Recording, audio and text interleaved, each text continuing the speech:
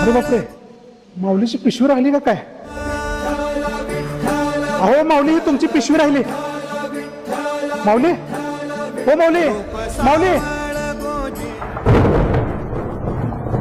हो माऊली, देव हा देवळात नसून खरा देव हा माणसात आहे. त्या वेळेला विठू म्हणतात. अहो माऊली, मानव सेवा हीच खरी ईश्वर सेवा. बरोबर ना?